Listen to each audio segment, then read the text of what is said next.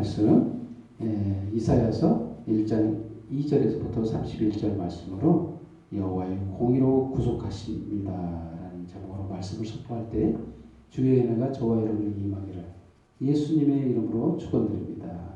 아멘. 먼저 인사 시간을 갖도록 하겠습니다. 당신 안에는 예수님의 공로가 있습니다. 서로 보면서 당신 안에는 예수님의 공로가 있습니다. 아멘. 아멘. 오늘 하나님 말씀 이사야서는 이사야 선지자가 그 이스라엘 백성들에게 정말 놀라운 말씀을 선언하고 있는 장면이죠. 이사야서 1장에 나와 있는 말씀이니까 얼마나 중요한 내용이 기록되어 있을까요? 그런데 정말 놀라운 말씀인데 너희 예배를 그치라 이런 말씀을 하는 거예요. 무슨 말이냐? 너희 예배를 그치라. 오늘 이 시대에 정말 코로나19라는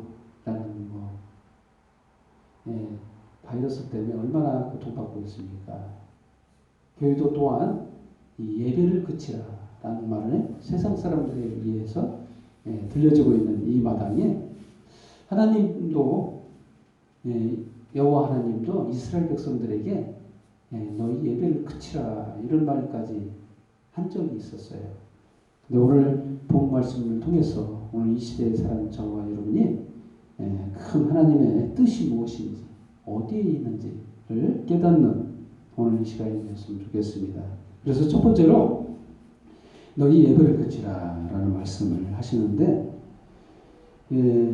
11절 말씀부터 보시면 이사야 1장 11절 말씀 여호와께서 말씀하시되 너희의 무수한 재물이 내게 무엇이 유익하뇨 나는 순양의 번제와 살찐 짐승의 기름에 배불렀고 나는 숫송아지와 어린 양이나 순염소의 피를 기뻐하지 아니하노라.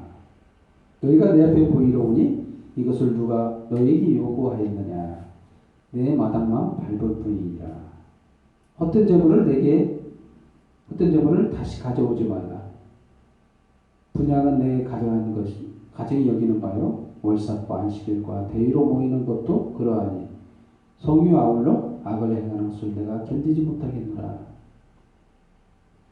정말 하나님께서는 이스라엘 백성들에게 정말 대단한 말씀을 선언하셨어요. 예배하지 마라.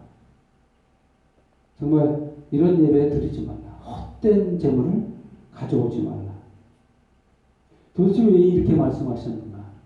이스라엘 백성들에게 정말 예배란 정말 중요한 거였어요. 근데 이스라엘 백성들이 이 예배만 드렸으면 모르는데 하나님 여호와 하나님만 섬기면 괜찮은데 우상도 같이 섬겼어요. 참 이게 말도 안 되는 일이죠. 여호와 하나님도 섬기고 어떤 때는 우상도 섬기고 참 정말 이게 있을 수 없는 일인데 이게 하나님을 이해 못했을 때 나타나는 현상인데 가장 중요한 핵심적인 문제는 뭐냐면 하나님을 오해했다라고 볼 수 있습니다. 이 예배는 어떤 예배냐면 이 사람들이 드린 예배를 말하는 거예요. 헛된 예배란 인간 중심적 예배를 말하는데 거기는 하나님을 자기 마음대로 섬기는 거예요. 자기 뜻대로, 자기 생각대로. 물론 하나님께서 번제할 어린 양을 하나님 앞에 드려라 라는 말을 하셨죠. 그 모세오경에 기록되어 있죠. 레위기라든가 이런 숱한 출애굽기라든가 이런 데서 자신의 죄를 위해서 희생할 양을 하나님 앞에 가지고 왔어. 하나님 앞에 제사를 하라 이렇게 말했죠. 그래서 하나님이 하라고 하는 말인데 하나님이 내가 언제 너에게 이걸 요구했느냐. 이런 말, 참 이상한 말이라고 볼 수 있는, 이해 못하는 말을 하고 있죠. 이런 말을 왜 하셨느냐? 헛된 예배를 하기 때문에 그렇다는 거예요. 하나님이 받으심직한 예배가 아닌 인간적인 예배를 드렸다. 인간 중심 예배는 인간이 기뻐하는 예배를 말하는 거예요. 인간이 즐거워하는 예배. 예배를 드리면 인간들이 너무 좋아요. 자기들끼리 예배 드리는데 너무 좋은데 하나님은 안 계시는 예배. 이러한 예배를 말하는데 사실 인간이 드리는 예배는 하나님을 만족시킬 수 없어요. 근본적으로 그렇습니다. 근본적으로 그래요. 왜 그러냐면 이걸 논리적으로 설명하자면 그렇습니다. 예를 들면 인간이 범죄를 했죠. 인간은 범죄했는데 인간 대신 제물로 예를 들어서 어린 양을 하나님 앞에 드렸다고 합시다. 그렇다면 그 어린 양이 죽었는데 내가 죽은 것 같죠. 원래는. 그래서 가치 기준으로 따지면 어떻습니까? 인간의 가치와 이 어린 양, 이 제물의 가치가 어떤 것이 더 크죠? 인간의 가치가 더 커요. 이 세상에 있는 모든 세상 만물의 동물들의 피를 하나님이 받으신다고 해서 내 죄값을 제어할 수 있는, 계산할 수 있는 값어치가 안 돼요. 사실상. 근데 왜 하나님이 동물의 피를 하나님 앞에 드리라 했는가? 이것은 깊은 뜻이 있습니다. 이것은 일시적인 죄사함이에요.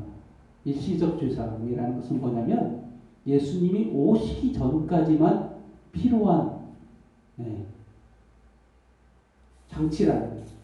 그래서 예수님이 오시고 나면 사실 이 예배는, 이 제물은 아무 의미가 없어요. 그래서 예수님이 저와 여러분의 죄를 대신해서 죽어줘야만이 이게 하나님이 받으심직한 정말 완전한 예배가 되는 거예요.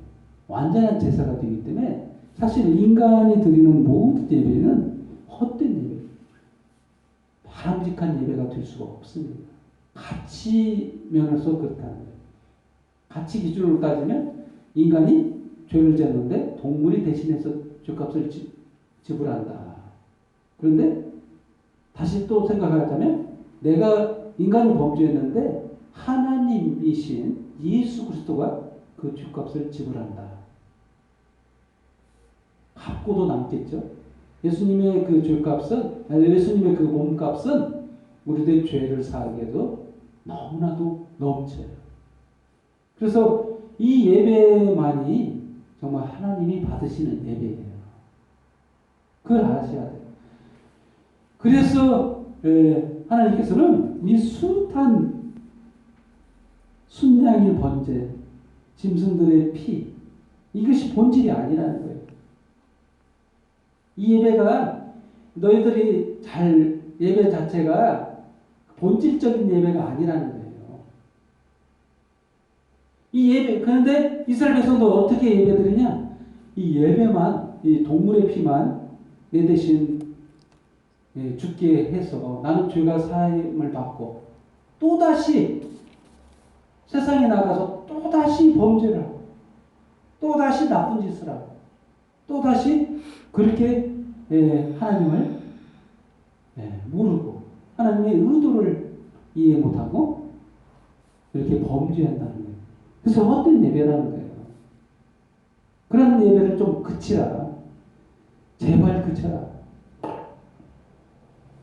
본질적인 예배인 바로 예수 그리스도의 보혈의 피, 속죄함을 받은 그 예배만이 하나님이 받으신다는 거예요. 그래서 오늘날도 마찬가지라요. 오늘날도 마찬가지인데 수많은 교회들이 이러한 예배를 드리고 있느냐. 예수 그리스도의 공로에 그 보혈의 피로 속죄함을 받은 그러한 예배가 있느냐. 이 본질적인 예배가 있느냐. 헛된 예배만 드리고 있지 않느냐. 이러한 질문을 하고 계시는 게 아닌가 생각됩니다. 정말 하나님께서는 오늘 이러한 시대에 바이러스를 통해 정말 예배드리지 못하는 수많은 교회들에게 이러한 질문을 하고 계시지 않는가. 정말 올바른 예배를 드리고 있지 않는가. 정말 그래서 오늘 제목이 이렇지 않습니까? 여호와의 공의로 구속하십니다. 이런 말씀을 제목을 우리에게 주시는 이유는 뭐냐? 바로 예수님께서 저와 여러분을 구속하신다는 거예요. 다른 것으로는 되지 않아요. 그래서 헛된 예배를 그치라. 심지어는 우리 그 본문 말씀에서도 이렇게 나와 있죠. 안식일 날 예배를 드렸죠. 대회는 큰 날이죠. 뭐 6월절이라든가 뭐 이런 날. 13절 말씀이 그렇게 나와 있죠. 월삭 첫날, 달의 첫날은 굉장히 큰 날이었어요. 구약의 유대인들에게는 이 예배 가운데 월삭, 이 첫날, 달의 첫날은 굉장히 큰 날이라 성경으로 보였습니다. 그리고 안식일 날도 예배를 드려야죠. 그리고 대회, 큰 날들, 이 명절을 말하죠. 그런데 이러한 날 하나님 앞에 이 제물을 가지고 와서 드리면서 죄를 사하는 예배를 드렸음에도 불구하고 이런 예배를 드렸음에도 악을 같이 행했다는 거예요. 그래서 하나님께서는 견디기 힘들다. 너희들의 그러한 행위, 너희들의 그러한 인간적, 말하자면 인간은 구조적으로 그래요. 인간은 인간 스스로 구원하려고 노력하는 게 인간의 그 본질적 모습입니다. 모든 인간은 자기 공로로 구원을 얻으려고 노력해요. 보이지 않게 자기가 잘했기 때문에 하나님이 나를 구원하시지, 내가 구원받을 만한 그러한 그릇이 되기 때문에 나를 구원하셨지, 내가 잘하기 때문에 그래. 이런 본질적 기본적 착각 속에 인간은 살아가고 있어요. 이게 인간의 공로죠. 인간의 공로주의로는 절대 인간의 공로로는 구원을 얻지 못합니다. 오직 한 가지 예수 그리스도의 공로뿐입니다. 그래서 이제 상황이 바뀌어서 하나님께서 이렇게 말씀하세요. 두 번째로 너희 죄를 사하십니다. 너희의 죄를 사하십니다. 두 번째로 18절 말씀, 여호와께서 말씀하시되 오라 우리가 서로 변론하자. 18절 말씀입니다. 이사야서 1장 18절 말씀. 우리가 서로 변론하자. 하나님께서 한번 이 얘기 해보자. 그렇게 말씀하시죠. 너희의 죄가 주음 같을지라도 눈과 같이 희어질 것이요 진홍같이 붉을지라도 양털같이 희게 되리라. 그렇습니다. 이게 무슨 말씀이에요? 아니 전에 말했던 전 말씀에서 뭐라고 말해요? 헛된 예배를 드리지 마라. 예배 드리지 말라고 했으면서 그 뒤에는 이렇게 나와 있죠. 너희 죄가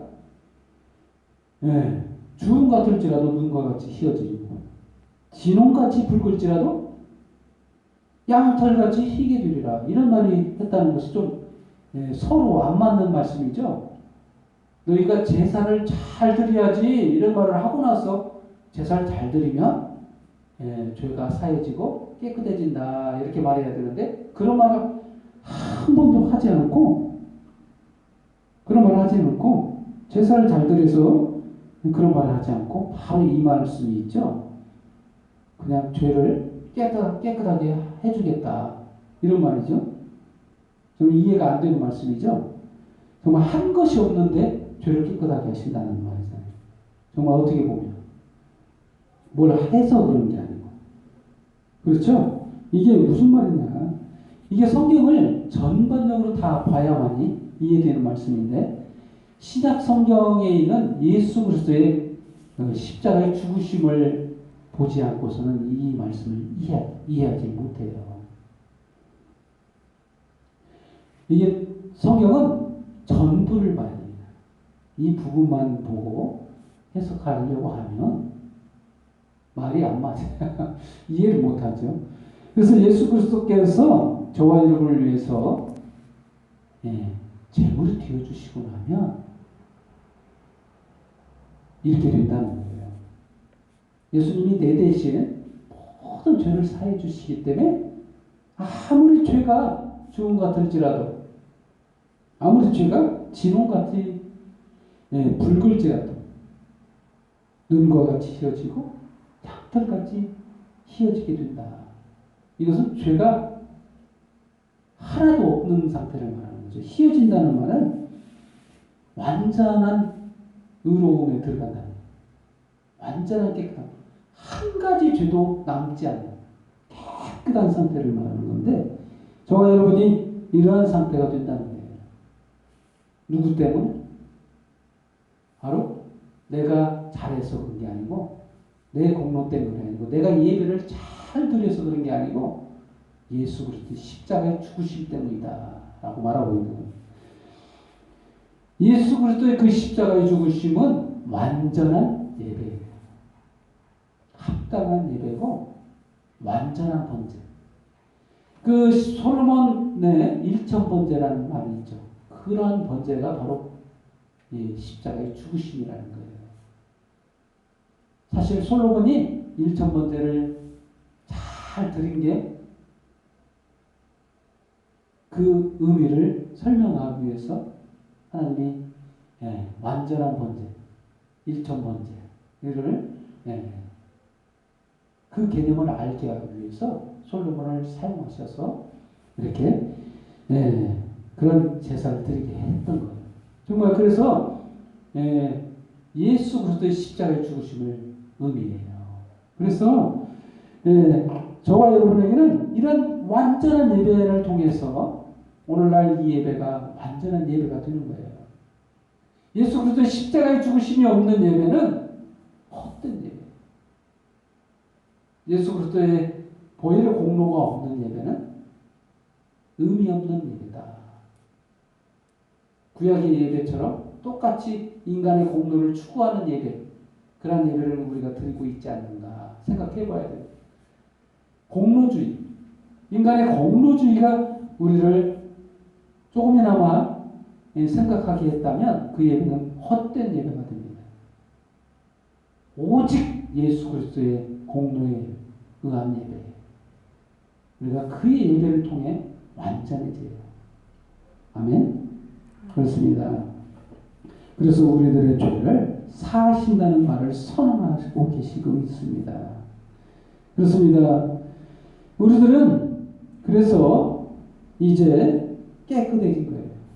이제 예수 그리스도를 믿는 그 믿음으로 우리들은 죄가 사해진. 그래서 여호와의 공의로 우리를 구속하시는 거예요. 아멘. 그리고 세 번째로 회복된 의의 성읍. 이 성읍이 회복됩니다. 완전해지는데 26절 말씀, 이사야서 1장 26절 말씀, 내가 네 재판관들을 처음과 같이 네 모사들을 본래와 같이 회복할 것이다. 그리한 후에야 네가 의의 성읍이라 신실한 고을이라 불리리라 하셨나니. 그렇습니다. 시온은 정의로 구속함을 받고 그 돌아온 자들은 공의로 구속함을 받으리라. 아멘. 이게 무슨 말이냐면 하나님의 공의, 여호와의 공의로 우리를 구속하시는, 바로 십자가의 그 보혈의 공로로 저와 여러분을 구속하셔서 이제 완벽한 성읍을 이루시겠다는 거예요. 이게 하나님의 꿈인데, 하나님의 꿈은 언제 성취가 되느냐? 바로 우리가, 저와 여러분이 천국에서 완전한 성읍을 이루고 궁극적으로 완전한 모습으로 우리들이 회복된 모습으로 살아가게 된다는 것을 말씀해 주고 있습니다. 그래서 심판이 있어요. 이 끝날에는 두 가지만 있습니다. 믿는 자들에게는 구속함을 받고 구원을 받는 게 되고, 믿지 않는 자들은 어떻게 되냐? 오늘 본문 말씀에 나와 있죠. 믿지 않는 자들은 어떻게 되냐? 28절부터 31절까지 심판에 대한 내용이 나와 있어요. 믿지 않는 자들에 대한 내용입니다. 이 17절이 믿는 자들의 구속함을 말하고 있다면 28절부터 31절까지는 심판에 대한 내용이에요. 믿지 않는 자들의 심판. 28절도 제가 낭독해드리면, 그러나 패역한 자와 죄인은 함께 패망하고 여호와를 버린 자도 멸망할 것이다. 너희가 기뻐하던 상수리나무로 말미암아 너희가 부끄러움을 당할 것이요. 여기서 상수리나무가 나오죠. 이 상수리나무에서 무슨 일을 했냐면 우상을 섬겼어요. 그래서 너희가 기뻐하는 상수리나무로 말미암아 부끄러움을 당한다, 이런 표현을 썼습니다. 그리고 너희가 택한 동산으로 말미암아 수치를 당할 것이요. 이 산당들, 구약의 우상 숭배는 어디서 이루어지냐? 이 산당들이 어디에 있냐? 산에 있어요. 산에. 이 동산에 있어요. 그래서 너희가 택한 동산들로 말미암아 수치를 당한다, 이런 표현을 쓴 거죠. 그리고 너희 잎사귀 마른 상수리나무 같을 것이요 물 없는 동산 같으리니 강한 자는 사물하기 같고 그의 행위는 불티가 돼서 함께 할 것이나 끌 사람이 없으리라. 이것은 지옥의 모습을 정말 문학적으로 표현한 모습이라고 볼 수 있죠. 심판에 대한 내용을 그대로 그리고 있습니다. 믿지 않는 자들의 심판, 그리고 믿는 자들의 구원에 대해서 기록하고 있습니다. 결론을 말하자면 그렇습니다. 우리의 헛된 예배 하나님은 안 받으십니다. 우리들의 거짓된 인간의 공로로는 인간이 구원 얻지 못해요. 오직 십자가의 공로만이 우리를 구원하십니다. 그래서 저와 여러분의 죄를 깨끗하게 하시는데 죄 한 가지도 안 남게 완전한 깨끗함으로 우리를 구원하신다. 그게 하나님의 구원이시고, 또한 우리들을 영원한 천국에 함께 거하게 하시는 하나님의 그 크신 은혜를 우리는 기억해야 됩니다. 아멘. 기도하겠습니다. 하나님 아버지 감사합니다. 이 시간 저희들을 사랑하시고 불쌍히 여겨주셔서 우리들의 행위로 구원 얻게 하지 않고 오직 여호와의 공의, 십자가의 공로로 저희를 구원해 주셔서 너무나도 감사합니다. 우리들과 그 많던 죄들이, 그 많던 잘못이 이제 주님께서 용서해 주심으로 아무 죄도 없고 아무 잘못도 없는 그런 깨끗함에 거하게 하시니 너무나도 감사합니다. 주님이 주신 그 크신 은혜를 오늘 이 시간 만끽하면서 오늘날을 살아가며 주님 앞에 모든 영광과 경배와 찬양을 돌리게 하여 주시옵소서. 모든 영광 주님 앞에 돌려오며 예수님의 이름으로 기도합니다. 아멘.